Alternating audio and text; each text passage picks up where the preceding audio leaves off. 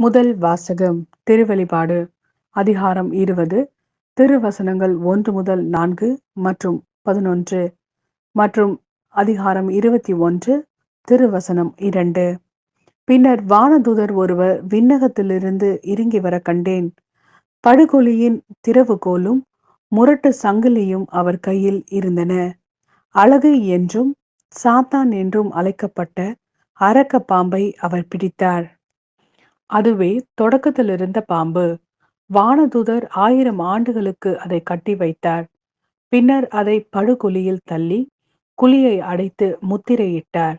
இவ்வாறு அந்த 1000 ஆண்டுகள் முடியும் வரை நாடுகளை அது ஏமாற்றாதவாறு செய்தார். இதன் பின் சிறிது காலத்துக்கு அது கட்டவிழ்த்து விடப்பட வேண்டும். பின்பு நான் அரியணைகளை கண்டேன். தீர்ப்பளிக்கும் அதிகாரம் பெற்றிருந்த சிலர் அவற்றின் மீது வீற்றிருந்தனர். கடவுளின் வாக்கை அறிவித்து இயேசுவுக்கு சான்று பகர்ந்ததற்காக தலை கொடுத்தவர்களின் ஆன்மாக்களையும் கண்டேன். அவர்கள் அந்த விலங்கையோ அதன் சிலையையோ வணங்கியதில்லை. அதற்குரிய குறியை தங்கள் நெற்றியிலோ கையிலோ இட்டு கொண்டதும் இல்லை. அவர்கள் மீண்டும் உயிர் பெற்று 1000 ஆண்டுகள் கிறிஸ்துவோடு ஆட்சி புரிந்தார்கள்.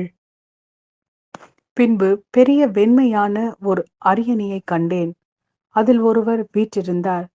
அவர் முன்னிலையில் மண்ணகமும் விண்ணகமும் இருந்த இடம் தெரியாமல் மறைந்துவிட்டன.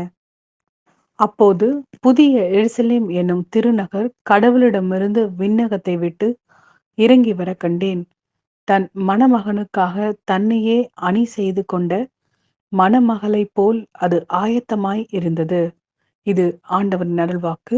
இறைவா உமக்கு நன்றி.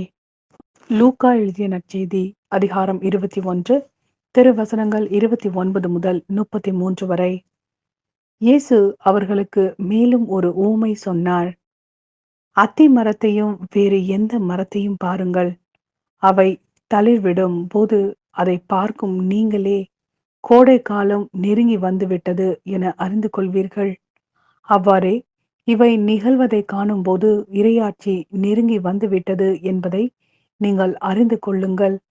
அனைத்தும் நிகழும் வரை இத்தலைமுறை ஒளிந்து போகாது என நான் உறுதியாக உங்களுக்கு சொல்கிறேன். விண்ணும் மண்ணும் ஒளிந்து போகும், ஆனால் என் வார்த்தைகள் ஒளியவே மாட்டா.